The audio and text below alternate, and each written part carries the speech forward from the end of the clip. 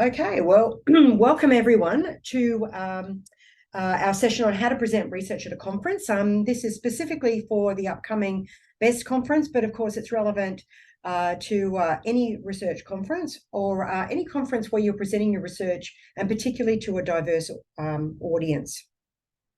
So let's get moving. First, I would like to acknowledge the lands that I'm presenting on. These are the lands of the Turrbal and the Yagara people, and I pay my respects to elders past, present, and emerging, and acknowledge that these lands at QUT have always been a place of learning. For those of you on different parts of land, do feel free to pop into the chat and do your own acknowledgement from the various places around Australia that you're from. So that we can all be included here. Okay, so the agenda. So what I'm going to cover today, and it's going to be myself, and it's going to be Natalie Bowring. So Natalie is a PhD student. She's done her master's research. She's done a lot of industry presentations of research, and so she's going to work with me and give some examples. And she's also going to send out some templates to you all to illustrate how to put these principles into action. So what I'm going to cover today is some logical flow and structure. I'm going to talk about how to communicate using visuals. I'm going to talk about how to convey complex information. I'm going to give examples of what to do and what not to do. We're going to cover engaging your audience, and we're going to talk about how to handle tricky questions. And so at different parts of the presentation today, we'll be using Slido to get your involvement. So do keep your mobile phone handy. We'll put a QR code up, and then you can give some responses and suggestions. And at the end, we'll do Q&A. As we go, do feel free to put questions into the chat. Nat, if I miss noting questions that are highly relevant, please just flag it, because I've got two screens and my eyes may not be on the chat at the same time that I present. So just interrupt me in that audio if I need to do anything. And yes, Sarah, this meeting recording will be shared. So there was a reason why I played ABBA and Waterloo as our waiting room sort of music, not just because I like ABBA, but because you want your presentation to not be your Waterloo. You don't want it to be your downfall, hence the link to the music theme. So let's get started. So how to developing a logical flow of content. So I'm going to give you the tips on how I do this. If you have other tips and ways of doing this, again, please feel free to pop any ideas and tips into the chat that you find useful, so that other people can do that. Okay, so what I normally do is I start with a blank PowerPoint, or I start with my PowerPoint template. And rather than starting the writing, what I do is I type up headings of each PowerPoint. So if I know I've got 15 minutes, I do about 10 slides. And I just type the headings of each PowerPoint, and then I read them aloud for the logic.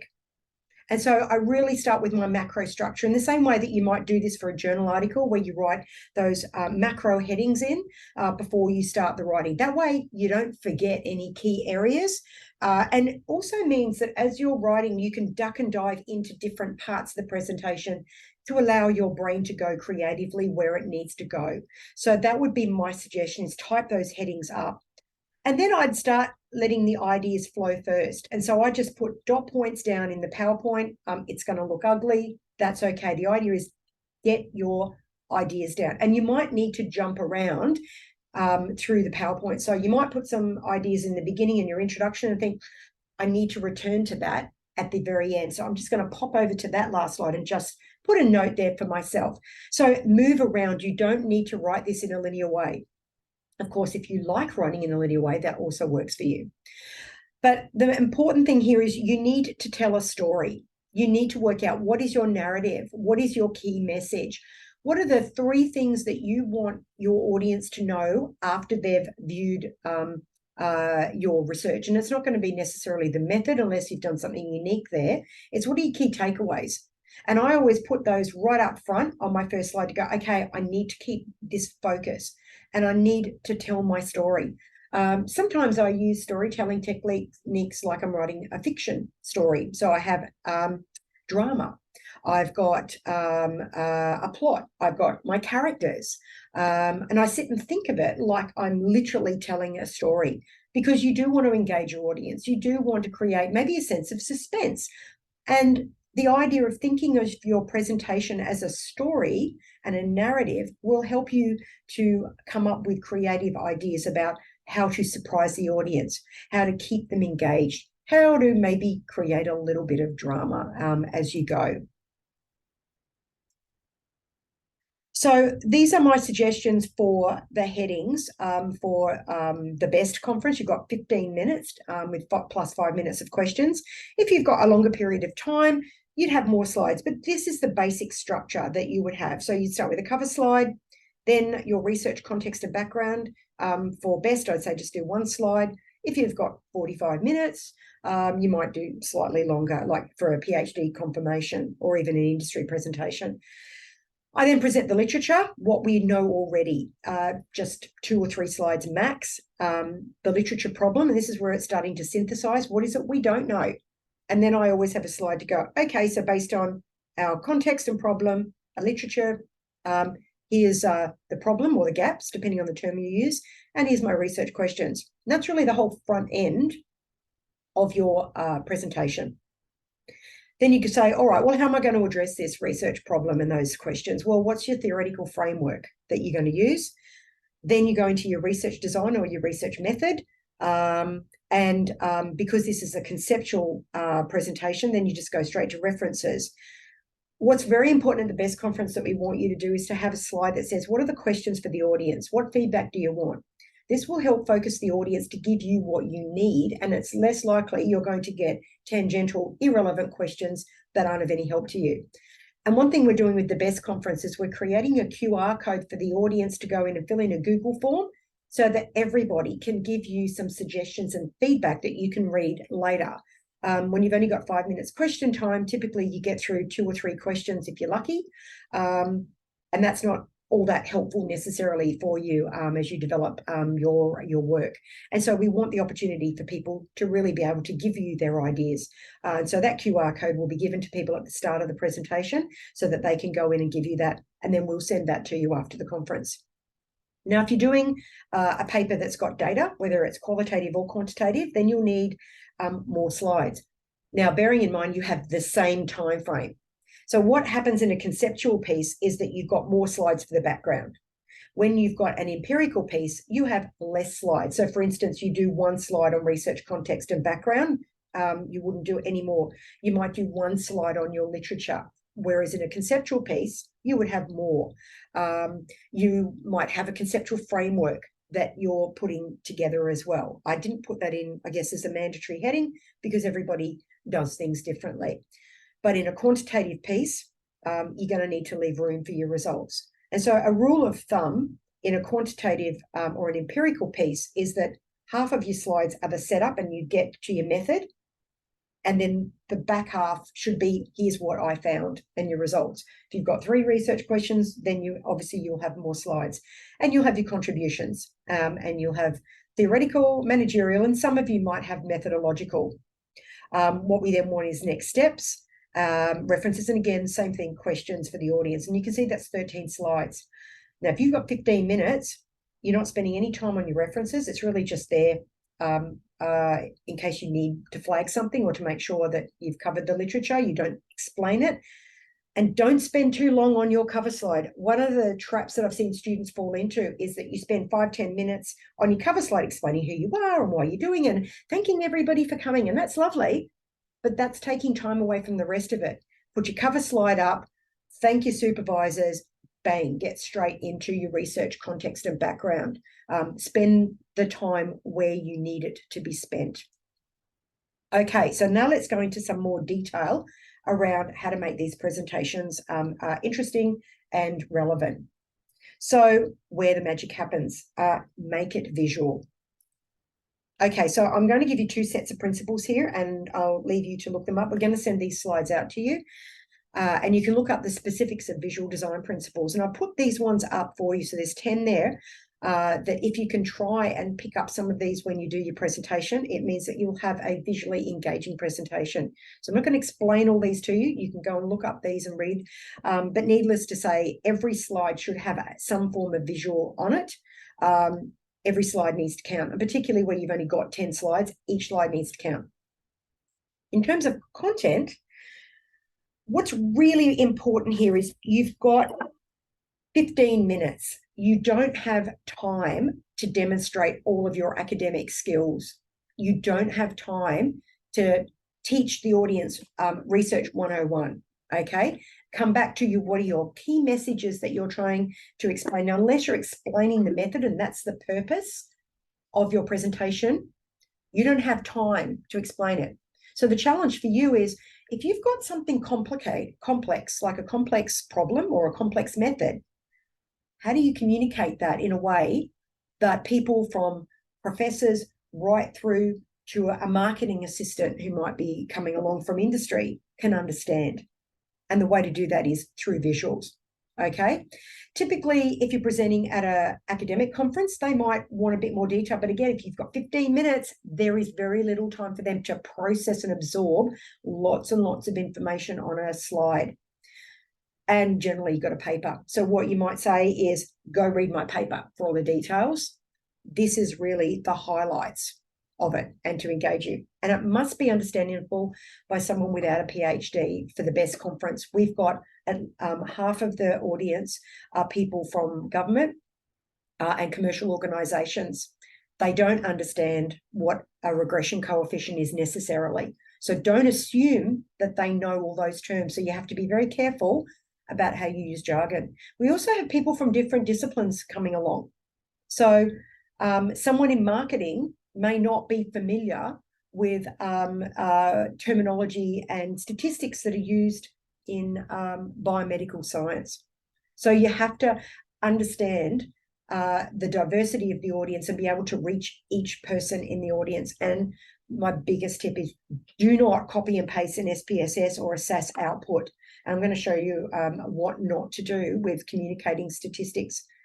If you've got 10 slides and 15 minutes, chances are it's maybe 2 minutes on a slide. That is not enough time to process all of those statistics. The person listening to you has to make some assumptions about your credibility and that you know what you're doing. So there has to be a level of assumed credibility. And so I'm going to show you, well, what do you do? If you can't just cut and paste your full SPSS output, well, what do you do to present your results? And I'm going to show you that.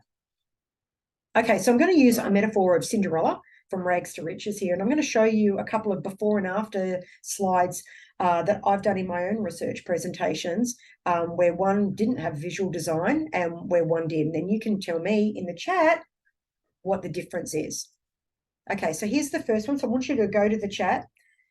This looks quite nice. At least it isn't just a bunch of dot points. And this is where I explain the difference between the behavioral economics world and the social marketing world. And I've got some definitions there. And I talk about how I came from social marketing and I met Uwe Dulek in behavioral economics. And then we brought these two worlds together in our research. So that's the purpose of that slide. Here's how I've transformed it. And I've literally used storytelling once upon a time. And what I've done is I've personified the fields. So social marketing, and I've made it feminine because that's me. And I've used Uwe to represent behavioral economics. And I've got the pictures up there. Now, it's the same words, but very different graphics. And thanks to our visual designer, Natalie Sketcher, for doing this based on my instructions. But I want you to go into the chat now and tell me, what are some of the key differences that you can see there? And what do you like about the second one? And I guess I'm making an assumption that you like the second one and it's more engaging for an audience. And I presented this recently to quite a diverse audience in Sydney. I got very positive feedback. So pop into the chat. So Ryan, comparison of personalities who are participating. Thanks, Michelle. Shows the relationship. A picture tells 1,000 words.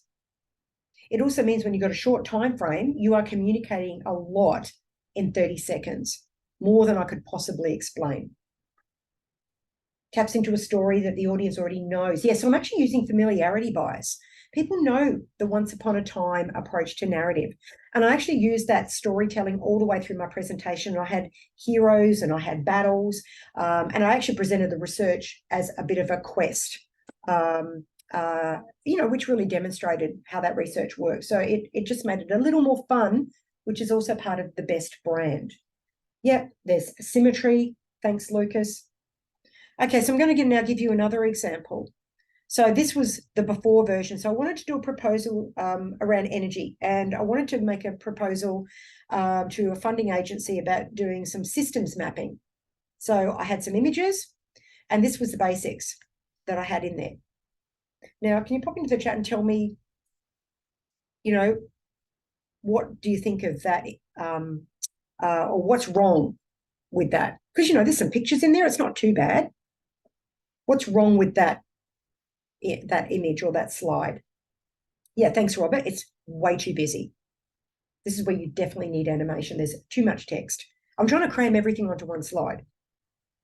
Sometimes, though, you have to put a lot of information, and there are ways of doing that. Animation is one way of doing it, and then drawing the eye to the relevant sections. So let me show you the after. So it's same information, but the problem is actually animated. So the problem comes up first and then disappears, and then the images then appear, and then you can see the solution. So it's very clear there's a solution, the benefit, and the use of icons and color make a really significant impact on that. So all of the same information, apart from animating the problem, and yet it makes it so much easier to absorb. Okay, I'm going to hand now over to Nat, who's going to talk to you a little bit about visual tools that you can use to put together your own presentations, because, clearly we don't all have visual designers like Nat, and I didn't have her yesterday when I was putting this together, so I had to use some of these myself.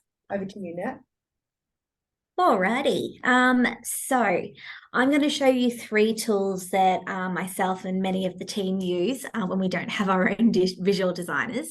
And if you do know any cool free tools, please pop them in the chat so that we can share them. So the first 2 are Canva and SlidesGo, and these are templates producers for you.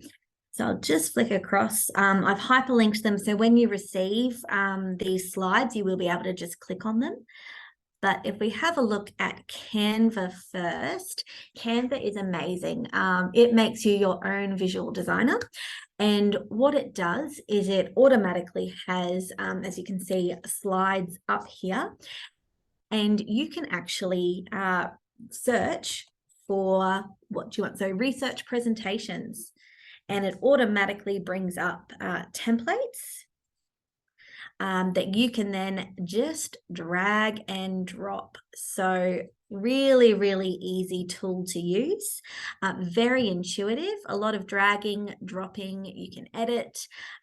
So I suggest if you haven't used Canva before, sign up for your free account, because it really can elevate the presentation beyond just your PowerPoint. The next one is Google Slides, so SlidesGo, and very much the same type of tool where you can actually pick a template that has been created, and they cycle through with the most popular templates at the top. But let's just say we want to go marketing. And you can see that we have templates available. So once again, just click, drag and drop. If there's ever little crowns on things, that normally means you have to have a paid account, but most stuff is generally free, which is awesome. And the final one, just having a look in the chat. Oh, yep, Unsplash, best free images. Awesome, thank you.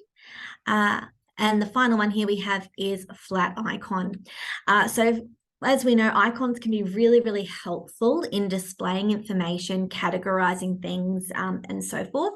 And Flaticon allows you to create and edit icons. So once you sign up for it, if you're happy to just use them, you can do, but you can also edit if you have a free account. So let's just have a look at research. Sorry. And the cool thing about a flat icon is once you have one, let's just say I like this little one here, but I don't like blue. My presentation is not blue. So you can actually go in and edit your icons and change the color palettes, which I find really helpful when I'm doing different things, especially if you're doing presenting for industry and you want to make it more, flash for them. Really awesome tool there. So just some quick free ones, and the hyperlinks will be available for you in the presentation when we hand that one over. And great to see that they are popping down in the chat as well. So I will make sure that once we send this presentation out, I'll put hyperlinks to those in the chat that have been dropped to us as well. So you have all of them. All good. Back to Rebecca. Oh, you're on mute. Thank you. Share my screen. Okay, super. Okay, all right, so what I'm going to do is take you incredibly quickly through an example by one of our students, Chelsea Phillips. I'm not going to explain the presentation. That's not the purpose of what I want to show you. I want to show you the logic and how Chelsea has built it. Now, I've not included all of her slides, one, because I don't want to do a 15-minute presentation in this, but I just really want to illustrate how to do present the literature or the gap or the results. So this is not a complete presentation. These are selected parts that take you through that logic structure. And it's going to be pretty quick. Okay, so you can see that she's got a cover slide there, nice and engaging. It's got the branding of the universities. So she's at both QT and Maastricht. And this presentation was presented at ANZMAC on her honours work, and it was all about a Wizard of Oz simulation as part of a service design. So how to develop these kind of tools to use in research. So this has more of a method contribution in this particular piece of work than a theoretical contribution. Okay, so you can see she's got the research context and background there. She's got a nice picture and an example. And this is particularly the case where you're dealing with something that other people may not know what you're talking about. So she was talking about a retail context of just walkout technology. And that isn't something necessarily that a lot of people are familiar with. And so she needed to have an image there. So if you've got a context that's either interesting or hard to understand, make sure you include a picture, but make sure that you've got permission to use any of the pictures. And that's where Unsplash or places like that can be quite useful. And always make sure that you've got the reference for that image in your reference list, or at least in your PowerPoint notes, so that you can verify that. Okay, literature. She uses some images here. She did an extensive lit review. You can't possibly communicate all of that in 30 seconds or 1 minute. So she's just picked a couple of the key things about the use of visual stimulus or stimuli in research. Then she said, here's what we know, here's what we don't know. And what I like is that she's grouped the literature from static to interactive. And what that immediately tells you visually is all of the focus in the current literature about future tools, prospective tools, is all static. It's just pictures. Not a lot on the interactive spectrum, certainly not ones where you can easily interact. So it's starting to set the reader up for the gap, and it's all done visually.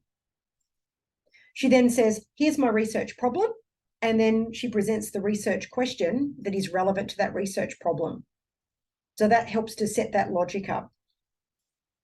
Then this is one of the theoretical frameworks she used in this study, and it was a qualitative piece, so it was behavioural biases. This is an image that we use in BEST to summarise different biases into 4 different categories. Then she presents the method.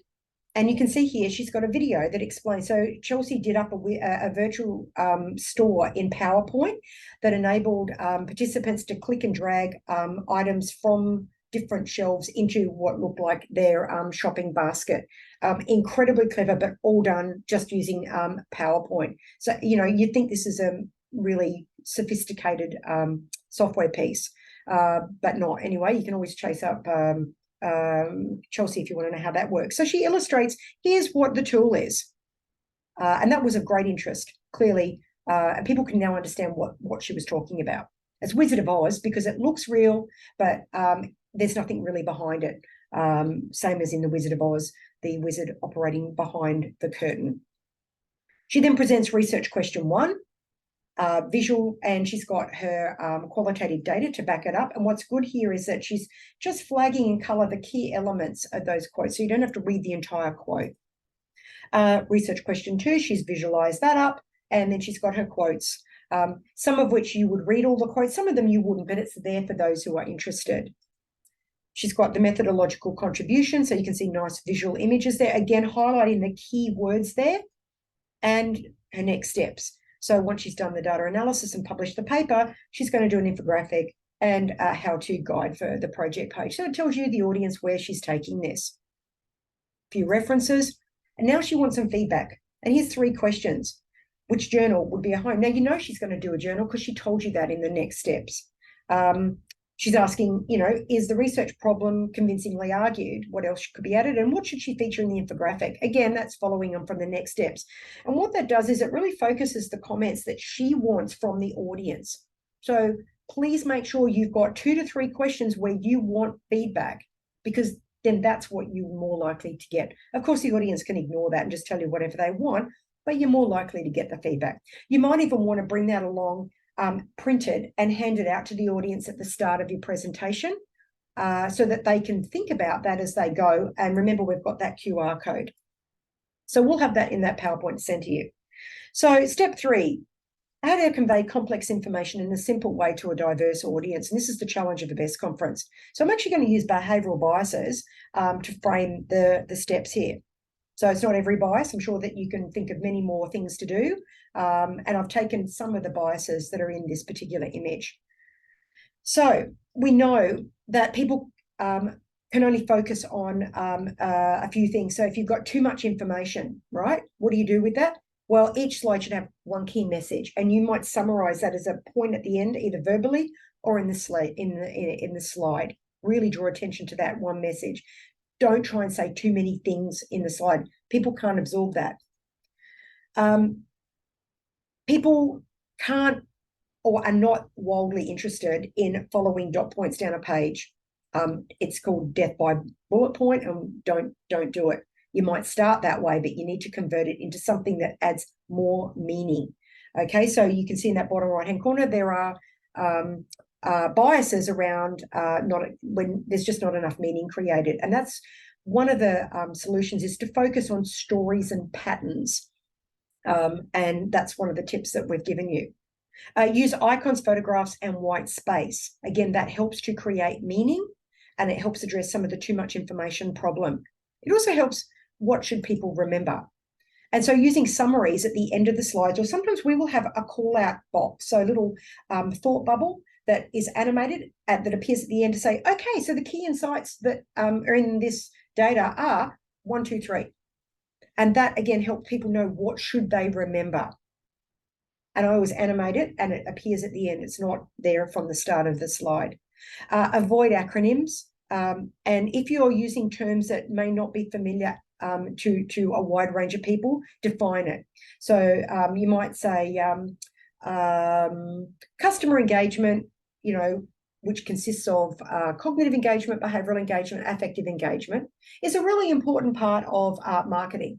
So instead of just saying customer engagement is an important part of marketing, I've just kind of given a little more information for people who may not know that term. You don't have to put it on your slide, you just say it. You can use circles and arrows to draw attention to key elements of the slide. So if you do have a reasonable amount of information, you use that.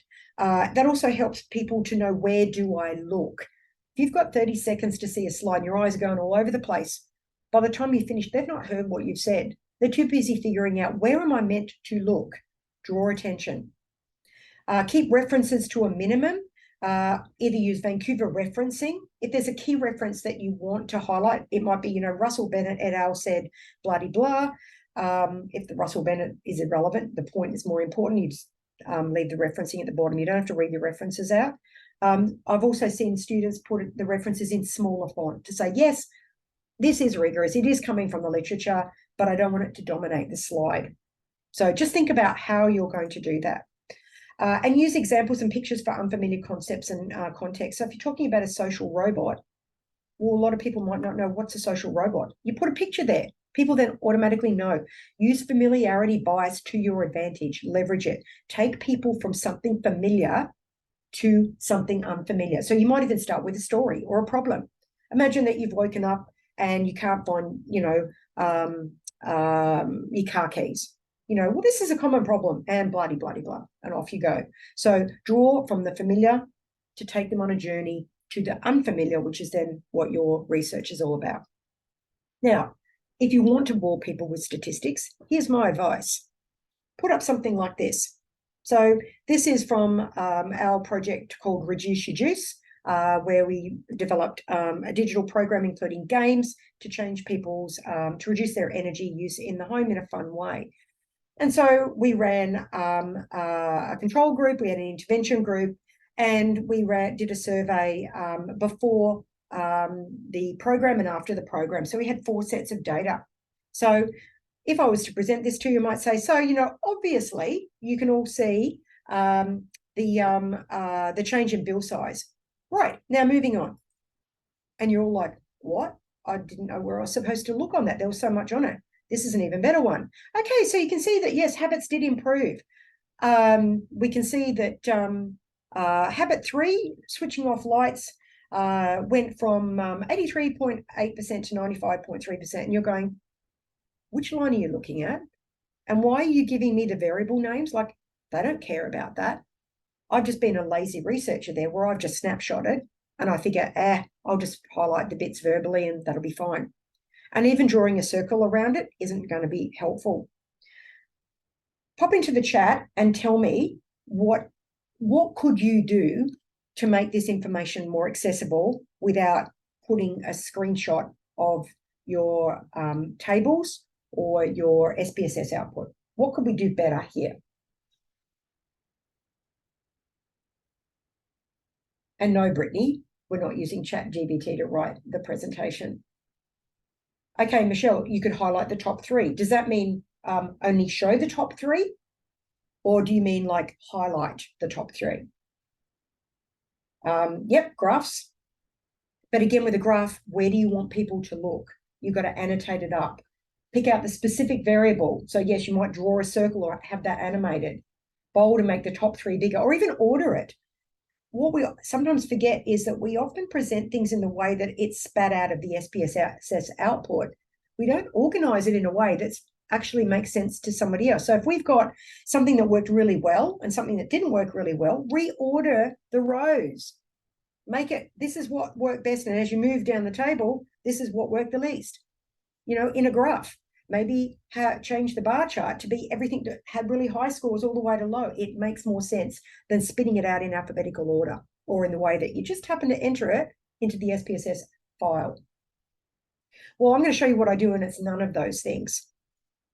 Again, it's a diverse audience. If you want the detail, go and read my research report. So this is what I do. I've got the pictures so that people know, what am I talking about? This was the digital program. It involved text messages. It had a website. There was a Facebook page, and there was gaming apps. And we had marketing automation and a customer research manager system sitting behind it with all the data. So I'm highlighting now. This is what it meant, is we saved people on average $219 on their electricity bill. Now that was in one of those tables, but good luck finding it, right?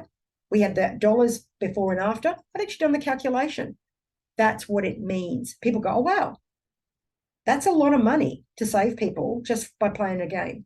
And that was a statistically significant saving before and after the intervention, and it was significantly different from the control group.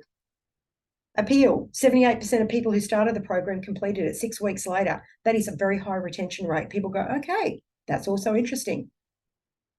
Engagement was 150 minutes. It was 5 times longer than what people needed to actually get the rewards of the program. So there was something intrinsically valuable about this. We reached 1,800 households. So there was about 5,000 people. And then we had a 90% open rate on program emails. Again, that is really good. Now, that is not all of the results. These are the key results around interaction. Now, if we want to look at behaviour change, now I could make this a prettier slide. It's better than the tables, but still not where I want it to be. So what I've got is, here are all the key things that we were looking for with behaviour change. and some of them are also psychological change. So the control group, there was no change over the 2 periods of time, and we did this in summer and winter. So nothing changed. That's what we want in a control group. In the intervention group, the people who participated, everything changed and it was in the positive. Yay, us. So you can see just simply an animation there. And it's the headline results. It's not the p-values. It's not the beta coefficients. It's not the mean scores. It's simply their top line results. And what that translated to in terms of impact was $219 savings in the bill and 2.3% improvement in energy consumption in the kilowatts. They're the really important things that actually mattered. And then here's a few explanations. These were some of the qualitative comments from people that we spoke to about why did this work? And I could read those out if I want, and I'm using the avatars from the program. So that whole slide summarizes about 10 pages of tables and SPS output, and it's summarized in a way that is of interest to the audience. It's still not quite where I want it to get to, but it's certainly better than putting up lots and lots of tables. And you could animate each one of those if you had the time to go through that. So step 4 then is, all right, so you've got your nice slides. It's all very pretty, but how are you going to engage the audience? Are they just going to sit there? Do you want them to interact? How do you do that in a 15-minute presentation? Do you need to demonstrate? So I'm now going to pass over to Nat, who's going to take us. You can get the slide up, Rebecca. I don't need to share. You can keep it up. Cool. So engaging your audience can be quite tricky, especially if you get very anxious and nervous about speaking, which is completely normal. So the 4 ways we've kind of come up with a way to help you engage is your use of voice, body language, whether or not you're going to have materials, and if you're going to use any interactive tools. So your voice is a very, very powerful tool. And the main thing you need to make sure when you're presenting is that you're clear and audible. Oops. That you, Rebecca? Yeah, cool. So make sure you're speaking clearly. We can sometimes get a little bit quiet and mumble. So you need to be projecting to the room, but talk to your audience, not at them. So one great thing about the BEST conference is the people there they're interested in what you want to hear. They're going to be very welcoming. So, project your enthusiasm about the topic. Talk to them as if, you were talking to it about your friends. So, try not to be rigid. Use natural gestures and your voice inflection to add interest to your presentation. So don't talk in a monotone. And of course, never read the presentation word for word. So death by dot points is a thing. So, don't be reading a script. Try and speak naturally. Now, body language is also very important. So one thing that presenters tend to do a lot is they start to turn to their slides. So you need to be facing the audience at all times. You'll be tempted to look back at the presentation behind you, but, stay face on. The other tip is to also keep your lower body still. We naturally want to sway or shift from side to side when we're nervous. So by just keeping your lower body still, that's automatically going to give you some stage presence. You may move from one spot to another if you can't keep still, but, only if it's natural, and do not pace. So pace back and forth across the room. So just planting in one spot and keeping still can be very powerful. Also using your hands to create gestures and maintaining good posture will also help develop that stage presence. As Rebecca said, you may want to actually have some materials with you for your presentation. Maybe you'll have a handout, a prop, using visual aids or videos. So I know when I did my own presentations, I'd take along packets of condoms, rubber gloves, bananas, because I was in the sexual health field. I think Lucas, who was here today, demonstrated a deep fake video, which is awesome. So, is there any extra materials that you can bring and embed into your presentation to make it more interesting? And then, of course, we can have our interactive tools. So you can ask, demonstrate, or provide hands-on experiences. You can ask the audience questions. You can do polls. So while we're going to use Slido today, it's probably not best for the BEST conference just because you don't have time, but you can have a show of hands. That's a way of getting the audience engaged with what you're doing. And also, to help you out, I've put a link in the slides for the TED Talk topics on public speaking. So there's some really interesting presentations there about different ways to engage and present if you feel like you want some more tips. So back to Rebecca. Thanks very much, Nat. And just in terms of the material side of it, I saw a presentation that was given by someone talking about the 5 senses and the how aging, how they change with aging and how that affects how people buy and the consumer experience. And what he did was he turned the lighting in the room right down and said that if you're 70 years old, this is how you experience the previous lighting. And he said, so imagine you're going into a restaurant and it's, you know, the lighting is all controlled by younger people, and you walk in and they think the menus are all fine. And then someone who's 70, this is how they experience that lighting. So don't be surprised if they pull their phone out and put their flashlight on trying to read the menus. He then turned the sound down to show us. So what he did was he got us to experience what it was like to be a 70-year-old. And he used the physical elements of the room, and he did it quite quickly. And it really had a profound impact on me that I suddenly understood what it must be like to have been a 70-year-old consumer and the impact of the physical environment and the ambience. So, you know, where you can do those kinds of things is really interesting, where you can demonstrate something and give someone a bit of an aha moment. When I've taught in class, and I did a class in consumer behavior on perception, and I baked a cake, probably not allowed to do that nowadays, and it was vanilla cake, and I put Parisian essence in it, which is a brown colouring, but it's not a flavour. So it looked like a chocolate cake. So I cut it up and asked students to come and sample it and rate the level of chocolatiness on a scale of 1 to 7. They all rated it about a 3. And then I said, there's no chocolate in it. It's a vanilla cake. And they're like, but it tasted like chocolate. I said, no. They said, you told us it was chocolate. I said, no, I asked you to rate the chocolatiness of it. I never told you. You just assumed, and your perception filled in all the blanks. And then they insisted on coming back, closing their eyes, tasting it, and went, oh my God, it's a vanilla cake. And that was a really interesting way for me to say to people, perceptions don't always reflect reality. And our mind fills in the blank through mental schemas. And that was a really easy way for me to communicate that and engage the audience. So have a think about, for those of you coming along physically, what could you do? You know, could you wear something? Could you have a quick little social experiment? Uber does this all the time to demonstrate biases. It's a great way to engage the audience and make your point. Okay, so now's the interactive part, those tricky questions. So Nat and I brainstormed up 5 questions that we thought could be considered tricky. And I'm going to take you through each one now on Slido. So get your phones out. And I'm going to ask you, how would you answer these questions? You've just presented, you've got this person, they go, excuse me, and they ask this question. So I want you to join at Slido. So go into either slido.com and enter that code, or you can pull out your phone. And I want you to answer, what would you say to this one? So this one is, why didn't you use, I don't know, theory of planned behavior to do your study? So insert whatever theory. So they've got a pet theory, and they're wanting to know why you didn't use that theory. Remember, you've got 5 minutes. You've got 5 minutes, and how much time do you really want to spend answering this question? So there are techniques that we'll talk to you about how to be polite, but how to move on. Okay, some good answers here.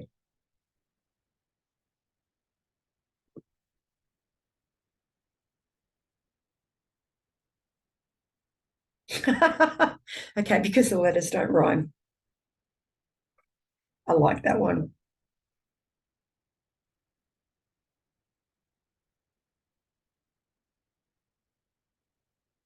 So we're going to spend just a really brief amount of time here, but it's to just start giving you ideas. Yeah, it has weaknesses, so we believe. Yeah. Try and avoid the we when you're presenting your student research. Try and always use first person. I know it sounds rude to your supervisors, but you've got to be defending it. So I'm glad someone said we. Typically with co-authors, you would say we, but in the BEST conference or where you're doing like a student confirmation of or a final seminar and it's your thesis, always use I.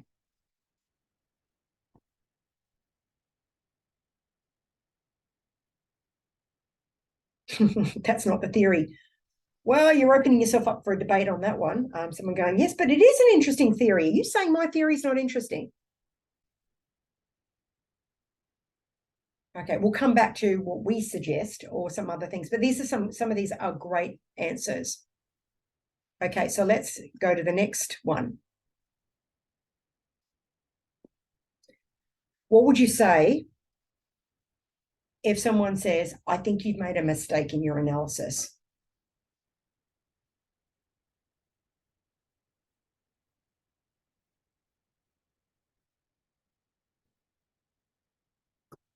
Also a good reason to not put your full SPSS output up. You're less likely to expose your, any errors to an audience who doesn't know the whole backstory.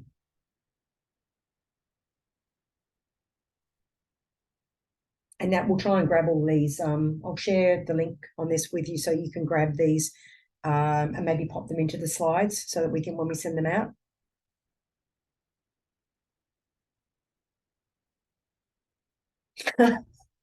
Okay. Some funny ones there.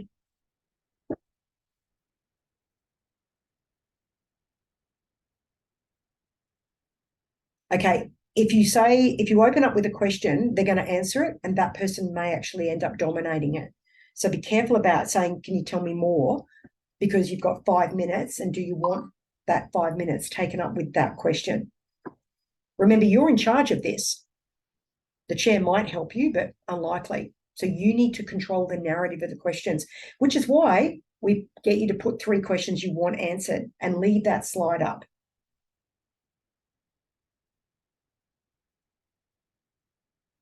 Okay, we're going to move to the next one. All right. Didn't author, insert famous person's name or the speaker themselves' name, already do this? Have you read one of my papers? I did this earlier. And some of these questions are actual questions that I've seen asked. I actually think they're kind of a little bit rude. But in marketing, I think we're quite polite. In other disciplines, they're a little more gloves off. Nice, to the best of my knowledge. That's another nice one. Well, author said that wasn't about our research question, because presumably your research question is unique and never been answered before. So yes, similar, but that's good.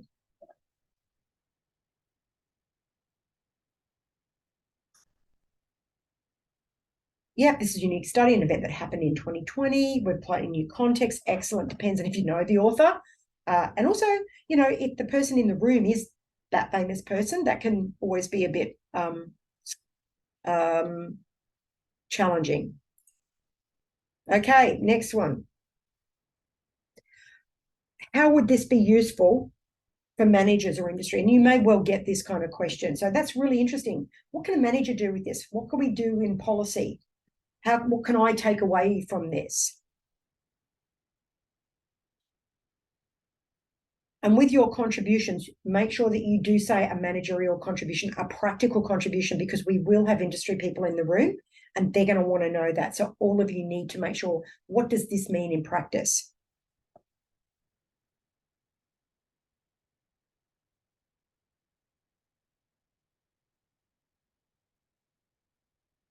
Yep, so you might tie it to something specific that you know is already an issue in that practice. So one thing you may even want to do when you first come in the room is to say, right, put up your hand if you're an academic, put up your hand if you're from industry or government. Know who's in the room. You can then anticipate the questions.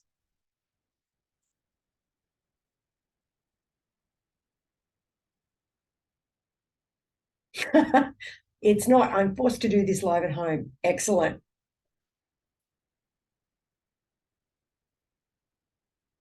Okay. So I'm going to move on now to the next and last question. So, what is the epistemology of your project?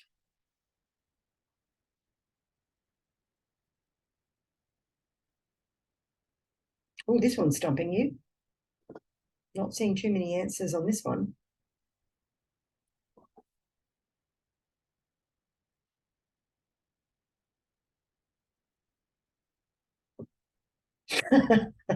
I think I want the Latin term for that.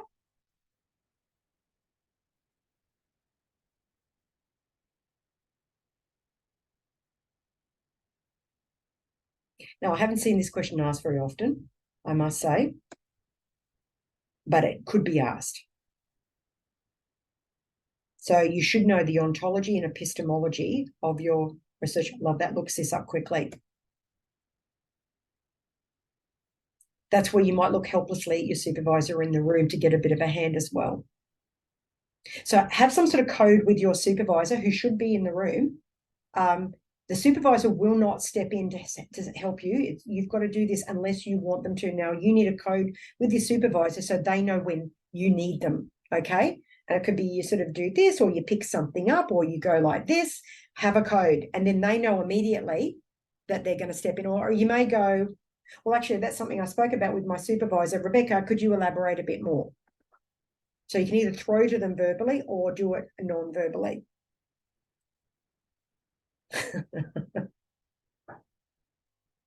Citing another source. Okay, so let's move on. Okay, so what to say? These are, I guess, 3 principles. There's probably many more. If you can think of other principles about how to respond to tricky questions, pop them into the chat. So I think you want more questions rather than one question dominate. So you need to manage the time. So if you get something that could end up being a big debate, you need to make a decision. Do you follow that thread through or not? Now, it could be that if it's an interesting debate, you might go, you know what, I really like this debate and I really want to encourage this, so I'm just going to let it run. Other times you might go, I really want to get more out of this. So that's where you know, thanks, maybe we can talk about it over the break kind of thing. You need to put your ego aside. It's super stressful and potentially embarrassing standing up in front. I have seen students just absolutely walked away feeling like they're just two inches tall because of how they've been treated. So you need to minimize the stress and embarrassment on yourself. So it's okay not to know the answer or to have made a mistake. And so we're going to give you some responses that will help there. No one's perfect. And I think also assume that, pardon the pun, the best of the audience. So the audience generally want to help. Now, they may not always frame it in the most constructive way, but in general, they're wanting to help. So try not to be defensive and argue back. Sometimes just accept the comment and move on. Sometimes it's just, well, that's how they perceived it. It's not what you meant. So there's a lesson in that in terms of how to position it the next time you do a presentation. So always assume that they're not out to get you, and don't try and be perfect. So here's some recommendations. And so as we go through this, you guys might want to put things into the chat. Nat, I'm going to flick to you on some of these as well. So if you can unmute. So here's the first one. Why didn't you use theory of planned behavior to do your study? So what you're probably thinking, I already know about that theory, your pet theory, and it doesn't fit, but fine, tell me anyway. But we can't say that. So this is what we might say. Thank you for that comment. Maybe you could write that reference in the feedback form for me, or that's an interesting insight. I hadn't considered that. Maybe we could talk about it more over the break. Nat, do you want to elaborate at all? Firstly, we had a lot of fun writing these, but secondly, this is probably one of the most common questions that I've seen asked at conferences. People do have a pet theory, or they want to know, have you thought of this or have you thought of that? So yeah, no, you've got it all. I'm trying to think. And sometimes it is them trying to make themselves look good. Yeah. And so, you know, it is an ego thing for them. Hey, I'm a really senior, important person, and I'm just going to demonstrate my knowledge. So sometimes it's actually more about them than it is about you. Okay, now I'll get you to go through this one. So I think you've made a mistake in your analysis. What you thinking? Yeah, definitely thinking, oh, holy, whatever, I've missed that. I've made a mistake. How embarrassing. I'm trying to be professional here. But what you're going to say is, as it comes up, Thank you for noting that. I'll take another look over the data. You don't need to delve into it. As Rebecca said before, don't open the floor for them to then tell you that stuff. Just, acknowledge it and move on. That's when you want to shut down pretty quickly. Yeah, don't say, oh, please tell me about the mistake that I've made in the remaining 4 minutes that I've got so that I can just crawl into a corner and cry, okay? Don't put yourself in that position. Now, also, if there's a good chair in the room and this person keeps doing it, the chair or even a senior academic could step in. And so Nat and I have seen this go terribly pear-shaped in an industry session. And the chair actually stepped in and said, look, we're going to have to take this outside. It was actually making people cry, this particular debate that was going on between an industry person and an academic. And that's where a good chair needs to step. If the chair doesn't do that, then anyone in the room could actually say, actually, I think we need to move on. But it should, preferably a senior person should read the room and help. Yeah. Okay, Nat?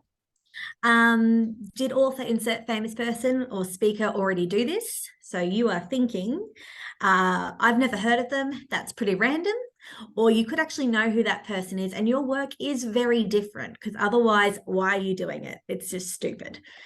So that's what you're thinking. But what you're really going to say is, thank you. In future, I'll make sure I more clearly differentiate my work from insert person's seminal research. This is another one of those flex questions. Generally, when someone wants to go, I know about this thing, or I've done this, notice me. And then how is this useful for managers or industry?